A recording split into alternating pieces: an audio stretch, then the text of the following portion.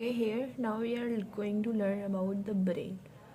Okay, so the structure of brain is composed of forebrain, midbrain,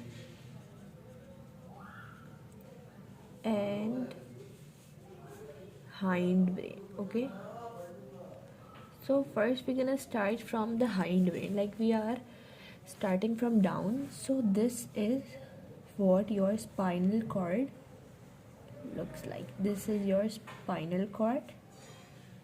I'm writing this. Okay. Okay, so at the upper side of the spinal cord, your medulla oblongata is present. What? Your medulla oblongata. Consider this that this is your medulla oblongata. Okay, this is medulla oblongata. So at the upper side of the medulla oblongata, there is a pons present. Pons structure that is at the upper side of the medulla oblongata. Okay, I hope you got it. Pons. And at the upper side of the pons, there is the midbrain start. What? The midbrain starts. Midbrain starts. So pons, medulla oblongata, and this is known as the hindbrain. This part is hindbrain. Then your midbrain starts. Okay, so this is also known as brain stem. Okay, if somebody asks you that what is brain stem, so that you don't need to get confused, you just need to tell that midbrain, pons, and medulla oblongata is known as the brain stem. Okay, let's move further.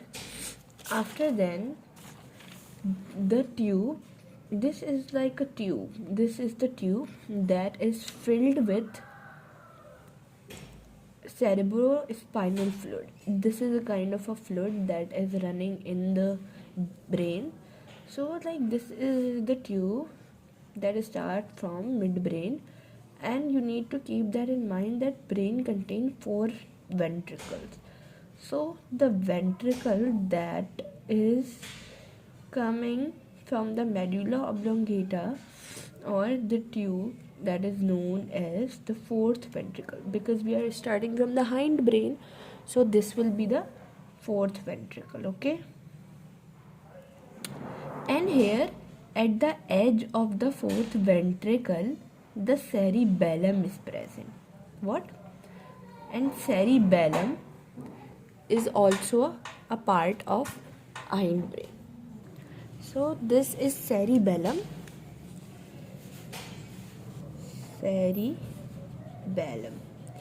Cerebellum and medulla oblongata and pons make hindbrain. Okay, make hindbrain, and this is, I hope that is clear. So this is what the 4th ventricle is at the hindbrain. Okay, we're gonna go further. Okay, you must be thinking that what this tube is called. So this tube is known as cerebral aqueduct.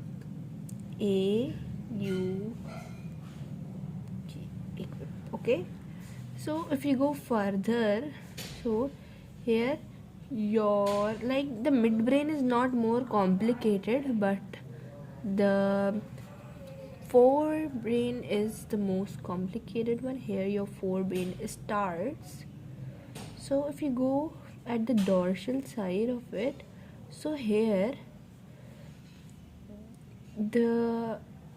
this type of structure is there, and this is known as the pineal gland. Okay, pineal gland, and that is also known as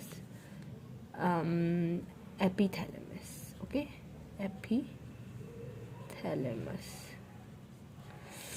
If you go further this side, okay, so here the thalamus is present. Okay, this is what the thalamus look like.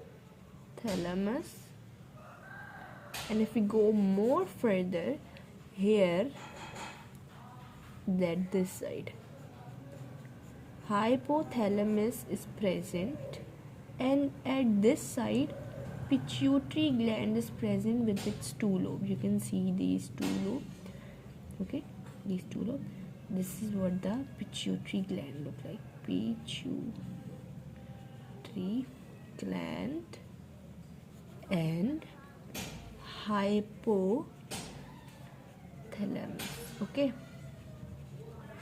our forebrain is made up of cerebrum and diencephalon. You must be thinking that what is diencephalon.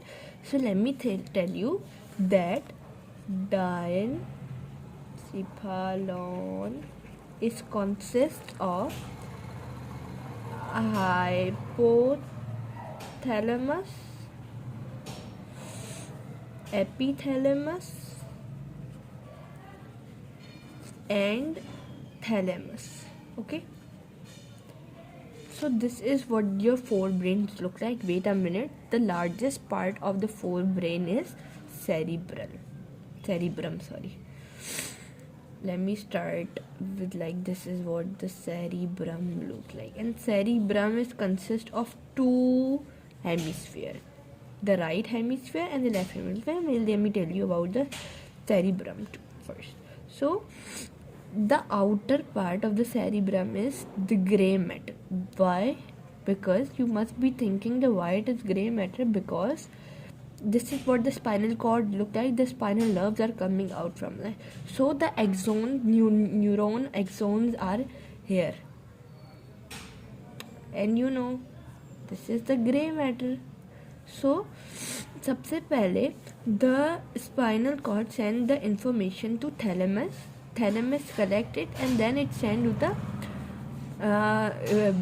क्या बोलते हैं cerebrum, and cerebrum contain 4 lobes, and every lobe have the different function: frontal lobe, parietal lobe, occipital lobe and temporal lobe. तो thalamus के पास सबसे पहले, after them the cerebrum decide कि किसको भेजनी है. Every lobe have its different function, तो जिसके जो function होंगे that be going to that, info will be going to that.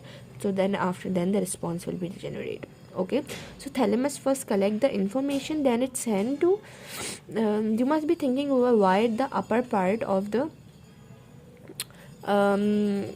cerebrum is gray, because the axons are present. What axons are present? And you know very well that axons have unmyelinated sheet, so that is why axons are present. And at the inner part that is white matter, because the cell body is present, and cell body is known as soma. That is what the white matter looks like. White matter, this is the inner part, and the gray matter, this is the outer part. So this is what we have studied till yet. We're gonna go further by.